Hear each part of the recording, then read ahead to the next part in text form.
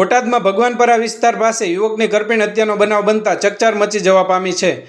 કિશોરભાઈ વિનુભાઈ જતાપરા નામના યુવકની ઘાતકી હત્યા કરાઈ।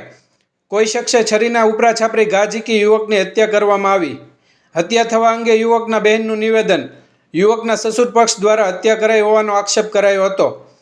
યુવકની પત્ની ઘણા સમયથી રીસામણે હોવાના કારણે પત્નીના પરિવાર સાથે વારંવાર ઝઘડો થતો હોય। મૃતક યુવકના સસરા તેમજ સાસુ અને શાળાની અટકાયત ન થાય ત્યાં સુધી મૃતદેહને સ્વીકારવાનો ઇનકાર કરાયો। યુવકના મૃતદેહને બોટાદની સરકારી હોસ્પિટલમાં પીએમ અર્થે ખસેડવામાં આવ્યો છે। આ બાબતે મૃતકના બહેન શું કહી રહ્યા છે સાંભળીએ વધુ વિગત તેમની પાસેથી। આપનો પરિચય? આરતીબેન વિનુભાઈ। જોરથી બોલો બેન। છે આરતીબેન અશોકભાઈ રાઠોડ। અત્યારે જે હત્યા થઈ છે એનો બનાવ શું છે? એ ઓલા રીહામણે હતી ને તે ઈવડી આન તેડવા ગયો તો તેડવા ગયો એટલે ન આવી એટલે એમ બધા માર્યો ચાર જણા।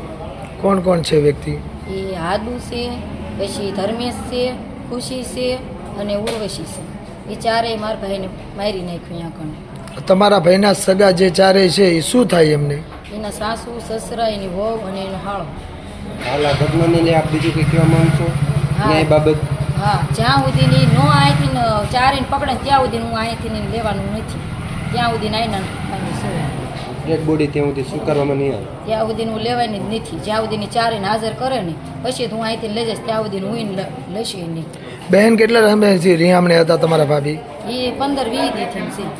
આજે તેડવા ગયા હતા? હા, ના 3-4 દી તેડવા જાય છે।